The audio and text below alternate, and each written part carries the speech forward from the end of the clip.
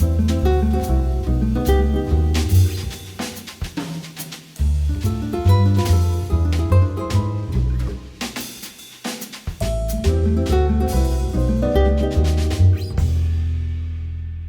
there, my name is Robert Dancik. I'm an instructor in metals around the country here in America and overseas. And I'm here at this beautiful Cool Tools studio in Wisconsin. Wonderful place to work. And today I'm going to be showing you how to make a metal box. It can be made out of any sheet metal that you would like, sterling, silver, copper, brass. It can also be made out of metal clay that's rolled out to a sheet as well. So to begin with, we're going to be making a box today, and you can see a number of them on the table here. I'll just reference this to begin with. And what I've done is I've taken a piece of the textured metal, and Cool Tools here has just a plethora of these textured sheets. Some of the most interesting patterns I've ever seen. You can also do it yourself in roller print if you'd like, or hammer, lots of different textures. But they already have all of these fantastic textures for you to begin with. And after you fashion the box, the nice thing is that the back of the box, like this one, already has the texture on it. So when you flip the piece over, which everyone does, you'll already have it decorated. So to begin with, what I'm going to do is take my stock here, and I'm going to lay out my box. But to show you how to lay out the box, I'm going to go to a larger model here. And what I've got is I've cut a rectangle of metal. Pretend this is metal. You're all artists and have good imaginations. So what I've done is I've cut out a box. And what I want to do is I decide what size I want the box. So ultimately, the size of the box is this this rectangle. Then what I need to do is I need to add a little bit of distance for the sides. They're going to fold up to make my box like that. So what I need to do is when I'm laying it out, I decide what size this is going to be in, and then decide the size of the side and measure in, make my line, and then measure the distance for the size of the box, and then add on that same distance for the other wall. Then I add on a little bit at each end for the walls on the ends. What I'm going to do then is I'm going to cut this box out of the stock that I've got, and I'm going to start marking it out. And the way that you mark it out is really quite important. So when I draw my lines to denote the size of the box, what I do is I extend them all the way, and when you extend them, if they're the same size, you're going to wind up with a square at each corner. Then what you're going to do is, when you have the square at the corner, you're going to draw a little X to find the center of that. And finding the center is important because what I'm going to do next is I'm actually going to take and make a mark where I'm going to drill my first hole or punch a hole, and it needs to be just above the X. And you'll see why it needs to be above the X in just a moment. So once I have all of my X's and I make all of my marks, the next thing is going to be to fold up the sides. I'm going to show you how to do that using some of the tools that they sell here at Cool Tools. One in particular that's a really long-jawed plier that will grasp this entire side, no matter how long it is, to be able to fold that up. But once I have this all done, I'm going to start folding up the sides. And once I have the sides folded up, the long sides, using that special plier that I mentioned, I'm going to fold up the short sides. Once I have all of those sides up, the next step is going to be to address the corners of the box. And it's a really nice time to sort of round those off or give them a little bit of shape. I'll show you that. I do that with a file because they're sticking up and there's nothing around it. It's very easy to get to. Now you're going to see why I make that little mark above the X, because when I fold this over, if I made it in the center of the X, what's going to happen is it's very close to the corner. By moving it up just a little bit right up in here, it gives me a little bit more play on the inside of the box to insert the rivet or the staple that I'm going to use to hold those corners together. And then what I'll do is I will do exactly the same thing at the other end. I would address these corners, make my marks, and I'll punch it. You can use a drill in your flex shaft or Dremel or whatever kind of drilling, or even a pin vise if you like. I'm going to use today a punch. And they sell them here at Cool Tools. They have lots of different sizes, I think 3 or 4 different sizes.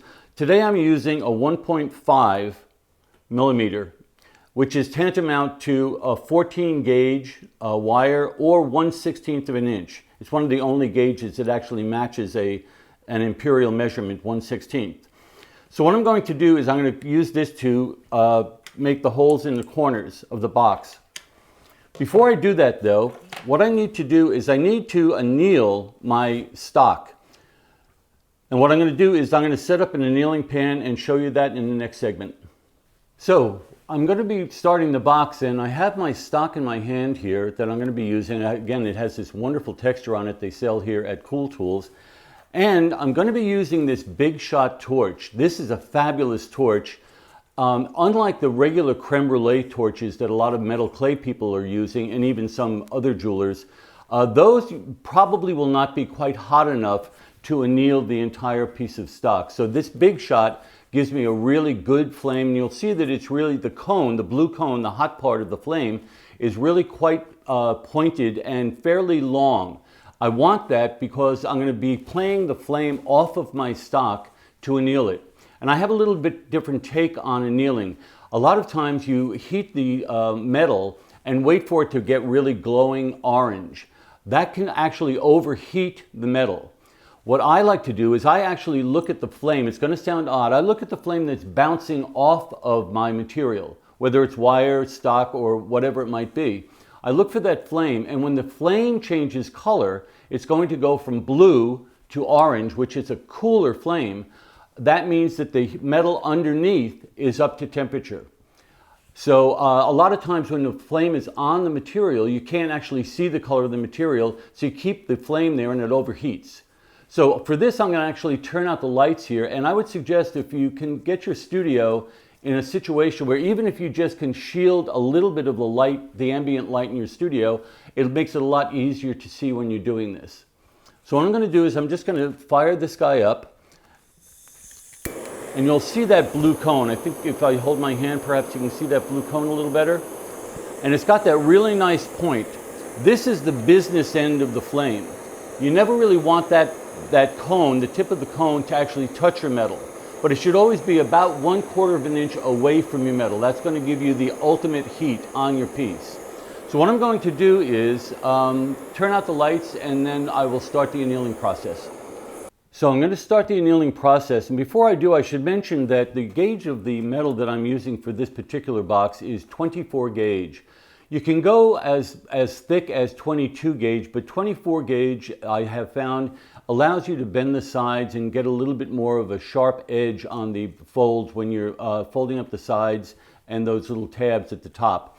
So this is 24 gauge, that same piece of stock. I'm going to light up my Big Shot here, and I'm going to have the flame coming down at one end. A lot of people start doing the entire piece, but for annealing, that's not really necessary.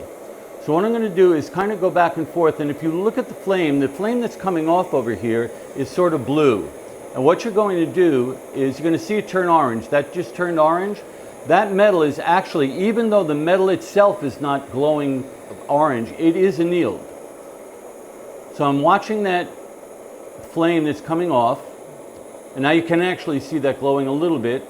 And as I go along, I keep watching that flame that's bouncing off. And you can see that as I move along, that bouncing flame is orange, and as I go further and further, it goes faster because there's a certain amount of preheating that has taken place. And there I am. That's a little bit too hot for me, but it's probably fine. Okay? Please remember that that's very hot, so you need to use something else besides your fingers to pick it up. Now that I've annealed the metal, what I'm going to do is just pick it up. You can use tweezers, pliers, doesn't really matter. And instead of dousing it into water, another way that you can cool it is if you have some bench blocks or any thick piece of metal, what I can do is I can put that on here, and place my block on it. In about 10 seconds, that's going to be cool. Now, the other end is sticking out because this stock is longer than the bench pins. So what I have to do is I have to give that about 10 seconds, and then what I'll do is just move to get that other end. And this end is actually cool. That's fine. Okay? And I just give this a couple of seconds, and that will cool off as well. And now I've got the piece cooled, and I don't have any of the moisture or anything on here. So if I wanted to start using my tools right away, I don't have to dry it or anything. When we get into some other operations, I'm going to show you why heat sink cooling is really preferable. It works with wire, sheet, or any other material that you've got. Okay, so I've annealed my stock here, and it gets a lot of fire scale on it. You can pickle it, but I don't generally, because I don't want to take the time. I just use a brown pad that they sell here at Cool Tools. These are wonderful. They're a little bit coarser than the green pads, and I find that they really take the fire scale off perfectly. I use it for a lot of finishing as well. You'll see that later on after I fashion the box. I just want it light enough so that I can see my marks when I start using my marker.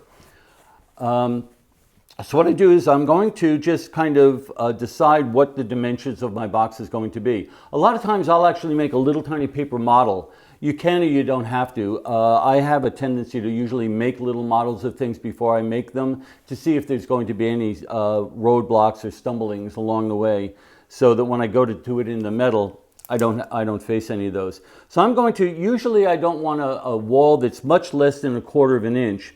So I'm going to come along and I'm going to mark my 1/4 inch here, and I'm going to make a box that's about 1 1/4 inches wide. So I'm going to just move my ruler here and go to 1 1/4, and then one more 1/4 inch here. And I'm going to do the same thing down here.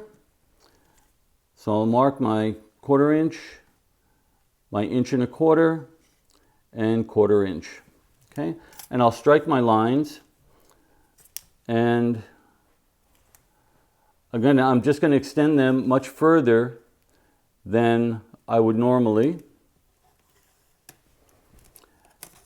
And then I also have to, oh, I'm sorry, I struck the wrong line here. By the way, even though it's permanent marker, all you have to do is wet it a little bit and use a pencil eraser, and permanent marker isn't permanent. So just a little bit of, I just usually lick my finger and a little bit on there, and a pencil eraser, and that marker will come right off your material. So I've got my 1/4 inch walls here. Then I'm going to start up here and measure in 1/4 of an inch and 1/4 of an inch. Strike my line. And I want to just check to make sure that I have a nice square in each corner. And I do. So I'm going to make my box now. I'm going to make this box 2 inches long. So I'll mark my 2 inches and then 1/4 of an inch. And 2 inches and 1/4 of an inch down here. Strike my lines and again extend them past the wall so that I have those little squares in the end.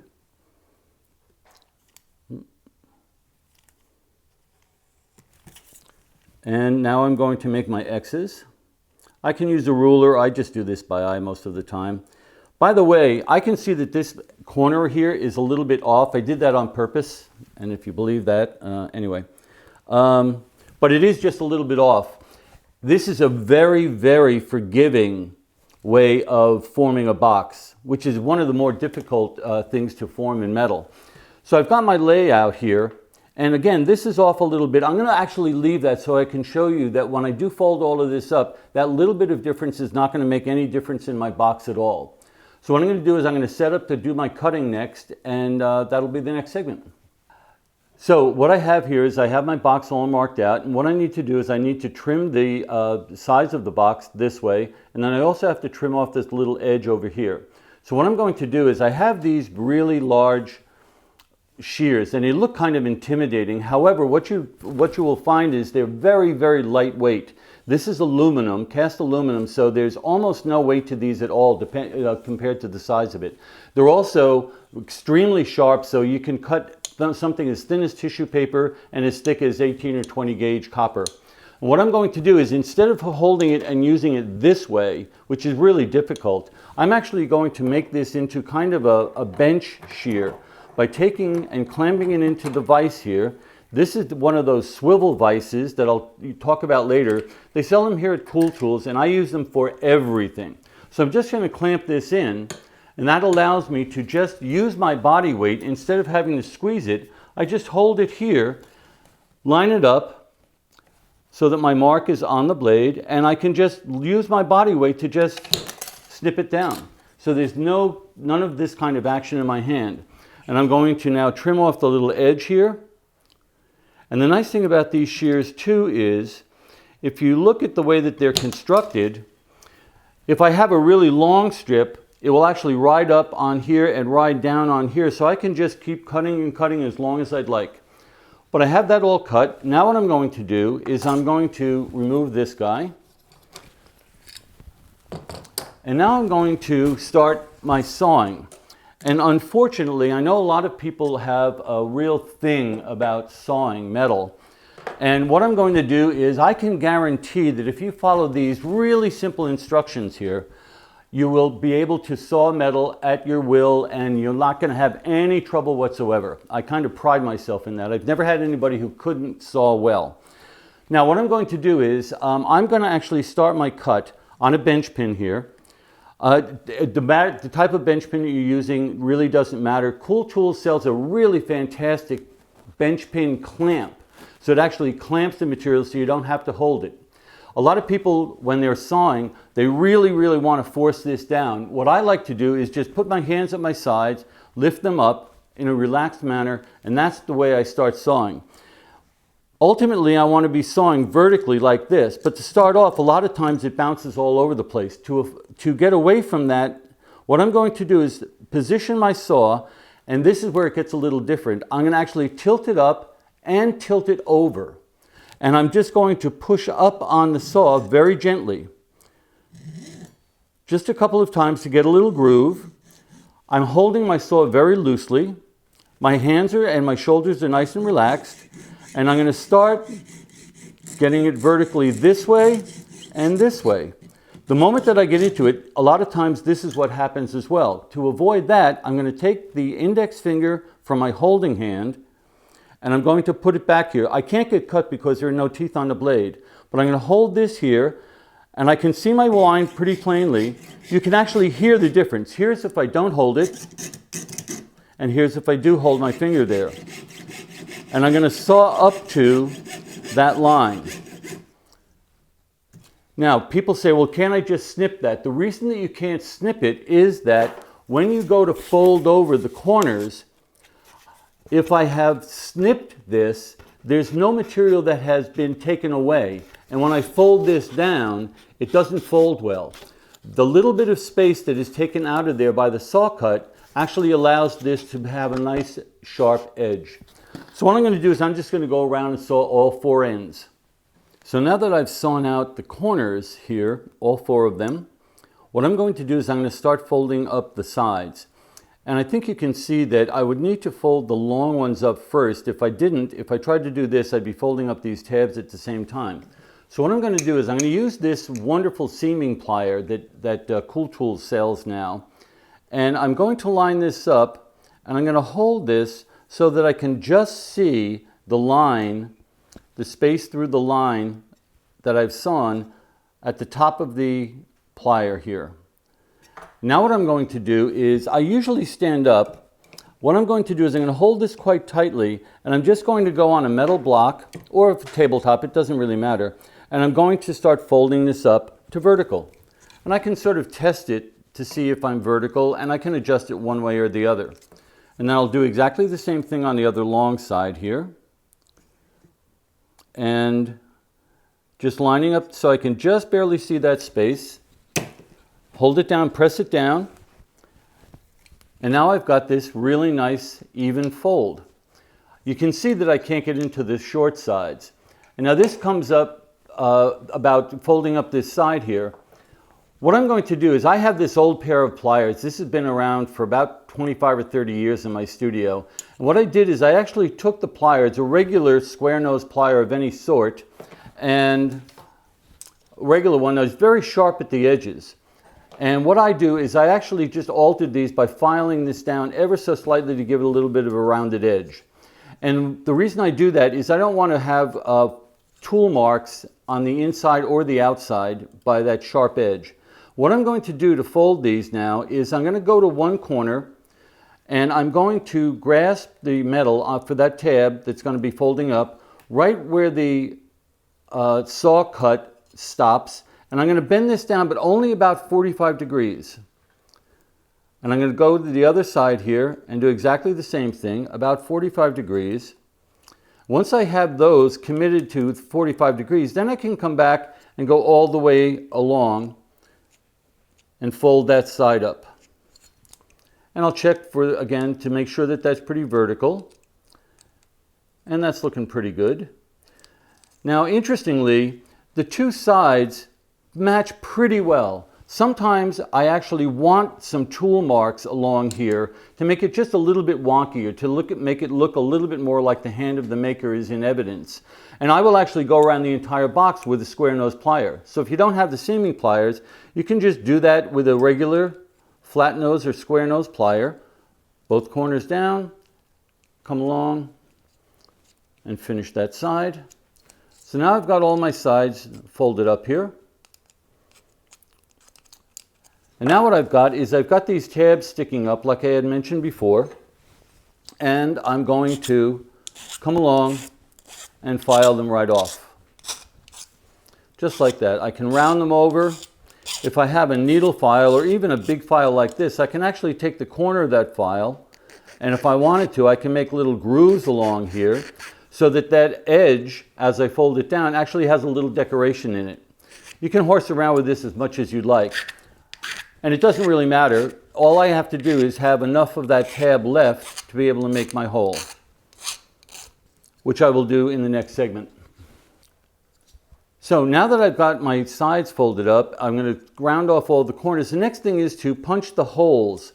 And I can see very plainly where my X is, and I have my little mark to be above it. I'm going to use this punch. This is a 1.5 millimeter punch, and I'm going to be using 14 gauge or 1.5 millimeter wire to make a staple that I'll show you in the next segment. But basically all I'm going to do is I'm going to come along and punch my hole. Now what I'm going to do is I'm going to fold this down. I think you can see that if I grasp it this way and I try to fold it down, the tip of the plier is in the way. So what I do is I actually turn this around. All the pliers have these nice rubber handles. What I'm going to do is use that rubber handle to just fold that down. Then I can use my plier to come in here and cinch it permanently. Now there's a little bit of a difference between the walls here. Again, I did that left that on purpose so that I could show you this will all come out in the wash, as they say. That little bit I'm just going to file away to make that perfectly even, or I can leave it. That's another design element. So you could actually horse around with the size of your sides and everything to become part of the design of the piece. So I'm just going to go around, punch all of my holes and fold them all down, and then I'm going to show you about securing those with rivets and staples. So I've used a punch on these, but alternatively I can actually drill those. Now if I have a Fordham here or a flex shaft, what I would do is go to my wooden bench pin, and I can actually just lay this over the corner of my bench pin that's sticking out, and I can actually drill right through. I would make my little mark in here with a punch or something and just put my drill in and drill right through. After I have punched the holes in the tabs that were sticking up, I fold all of the corners down. I can use the hole that I've already punched or drilled as a guide to position my punch or drill and just drill through the side over which those have folded. Once I have those in, then I have to start deciding what I want to do with this. I can actually put a staple across here, and I'll show that in a moment, or I can rivet those ends down. And here at Cool Tools, they handle lots and lots of different rivets. They probably have about 40 or 50 different types of rivets. I'm using a rivet here that has a flat head on one side and is just a shaft on the other side. And what I'm going to do is I'm going to run that up through my hole. When you're doing riveting, you actually, if you can just put it through with your fingers, the hole is a little too big. and that will cause you to go off a little bit later. This I had to really wiggle and go around this way to get through that hole, but it stays up by itself if the hole is just right for the shank of the rivet. Now what I'm going to do is I need to rivet that down. The reason I put the head on the inside, I think you can see it would be really hard for me if I went from the outside to try to hammer that down. So I just run the rivet in from the inside. And now what I'm going to do is I'm going to set up my trusty swivel vise here that I used for holding my shear before. And now what I've done is I have clamped in a hammer. And it's a hammer that has a cross peen edge, but any kind of hammer that you have, even a claw hammer, a regular claw hammer out of the hardware store, you just position so that the claws would be sticking out here. And the reason that I need that is I want to be able to put the corner of this over that piece of steel. It has to be a steel backing to rivet against. You can't use wood. It just won't work. Now what I need to do, and I'm going to do a whole segment on riveting, but just quickly, what I'm going to do is to measure how much I want to cut off, I put together two cards here, two playing cards, and I just took a little hole, I cut a little hole in here. And what I'm going to do is I'm going to just slide that over the rivet. I'm going to take my flush cutters and I'm going to put the flush cutters down against here, and I'm going to put my finger over this and snip that off. It's really pretty important to keep your finger over there. As I used to tell my high school students when I was teaching them, if you don't, it'll go into your eye, through your eye, into your brain, you'll fall on the floor, bleed to death, and die. So you don't want to do that. Now what I do is I have my, my rivet cut off at the perfect height. Now what I'm going to do is, you can rivet a couple of different ways. For this, I'm just going to use a round-faced hammer. Again, they have them here at Cool Tools, all of these fantastic frets hammers. And I'm just going to start going around that edge and start hammering that down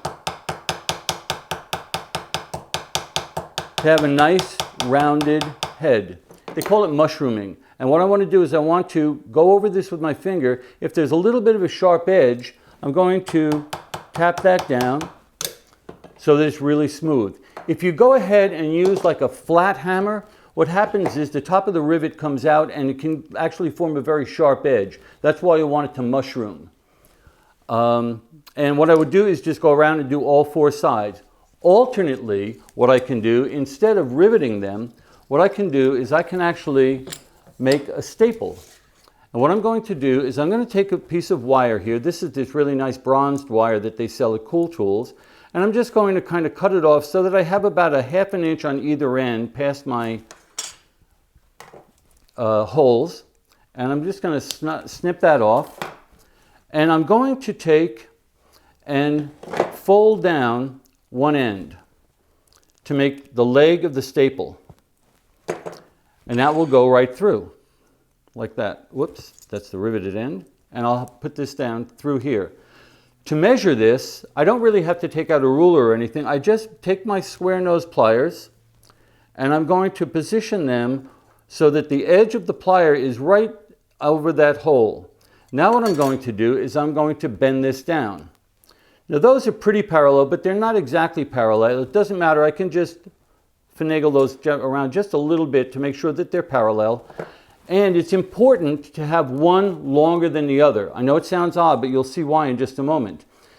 If I have both of them the same length, I have to put both in at the same time. If I have one that's just a little bit longer, I can position one in there, and then I just have to bother with the other one.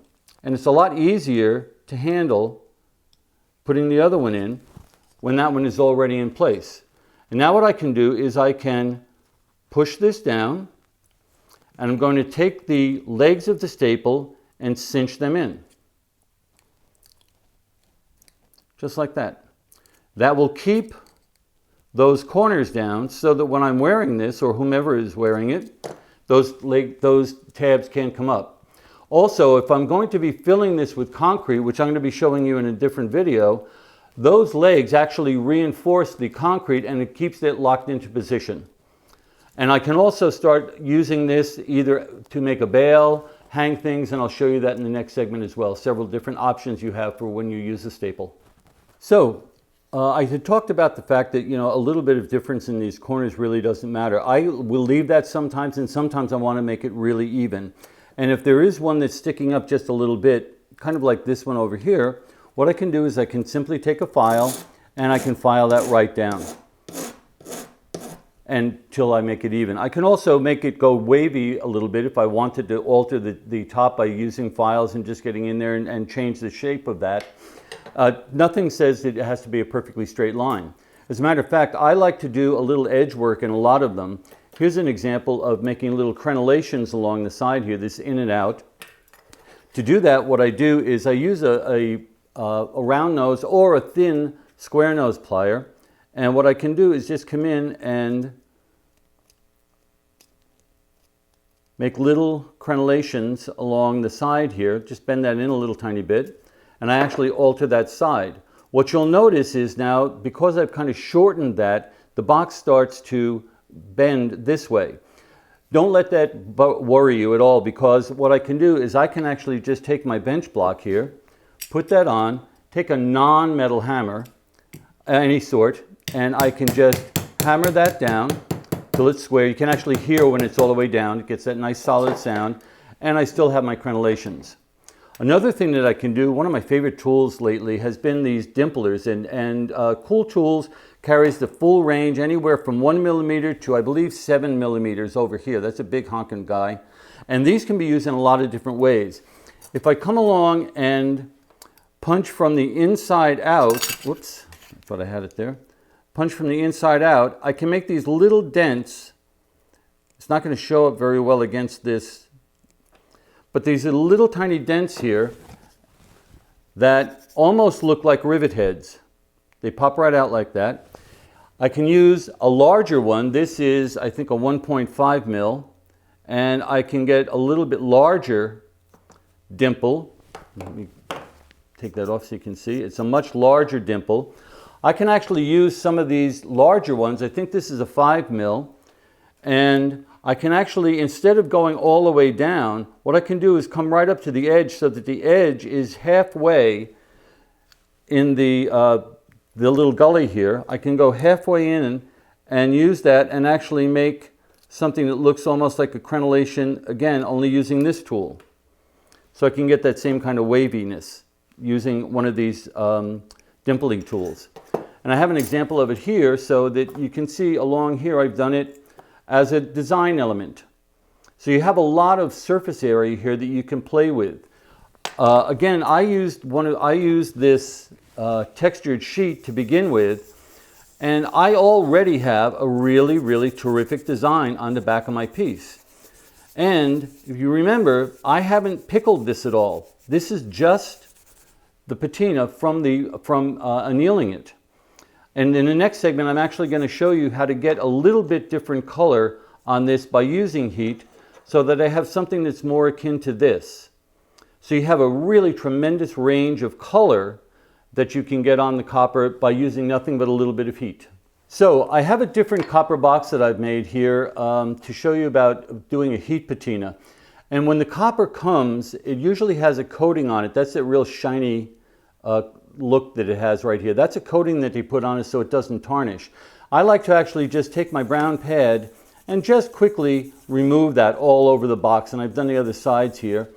And it gets that pink, and that's how you can tell that that coating is gone.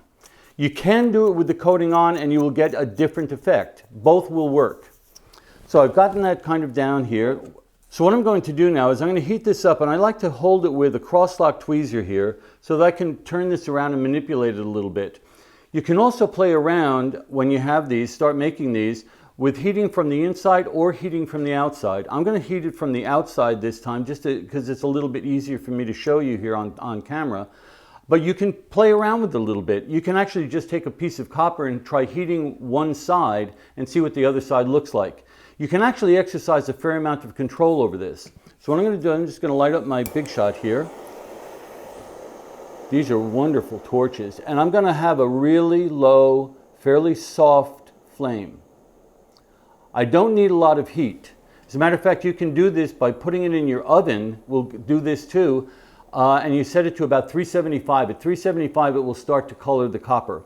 So what I'm going to do is I'm just going to very gently start heating this up. So I'm just kind of going over it a little bit. And as I start to heat it, I'm going to notice that there's a little bit of change in the color. Let me see if I can hold it that way. And you're going to see that there's a little bit of change in the color. Now, oddly enough, the color comes out when it's cool. So you can just now start seeing a little bit of this orange on the corners here as it cools. If I heat it a little bit more, and then take the flame away, you're going to see that color kind of grow on the back of the copper. You can start seeing it just a little bit in here. I hope that's showing up on the camera. And I'm just going to heat a little bit more, take it away. If I keep heating it, I'm going to lose that. So I need to keep heating it and taking this away.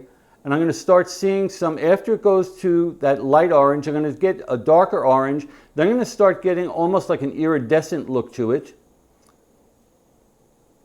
And then I'm going to start getting some blues and purples. This is the ooh ah stage, I call it. And people usually really love that, and they really try to get that. You can get a certain amount of this kind of patina on sterling silver, mostly because of the copper content in sterling. And I'm going to start playing around on the sides just a little bit here. And as I have heated the whole thing up, I use much less heat as I go along because it's all preheated. So that side I hadn't touched with the flame at all, and it already got that purple. And I'm going to just come along and touch it a little bit. Now it's gone through almost to like I call like a gunmetal finish up here. But I have a really nice variegated surface here. I can leave that, or if I go a little bit further, I'll take it a little bit further. It's a little darker blue.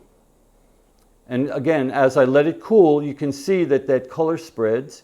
And now I'm going to do the whole thing up at this end here to try to achieve that gunmetal look. And it's just a matter of heating it, taking it away, heating it, taking it away. And you can see what happens as it cools. This will stay quite nicely for a long time. This actually acts as a guard between the atmosphere around it and the surface of the copper. So that will actually stay for a pretty long time. You can seal that, but when you seal it, you're going to lose a little bit of the color. You can put wax on it. That will take away a fair amount of the color, actually, like Renaissance wax. You can use sprays on it. Some people actually use hairspray. Some of those will corrupt the finish a little bit, and you just have to play around with it. So I have a whole set of little squares of copper in my studio that I've done for different amounts of time and with different kinds of sealers. But that gives really nice heat finish, and that's what I meant by the other side. So the other side is colored as well. So you can play around with heating it from the inside or the outside. So that concludes the box that I was making out of copper and using the textured sheet from Cool Tools here. I hope you can realize too that not only can you make lots of different sizes of boxes, but all of the techniques, the riveting, the stapling, the patina, the dimpling, all of those techniques can also be used in lots of other projects, along with the tools that you can buy here at Cool Tools. Thanks so much for watching, and I hope to see you again. Visit our Learning Center at cooltools.us for more cool jewelry making videos. Subscribe to our YouTube channel, like us on Facebook, follow us on Twitter, and be sure to sign up for our email list to be the first to hear about new videos, new products, and other cool stuff from Cool Tools.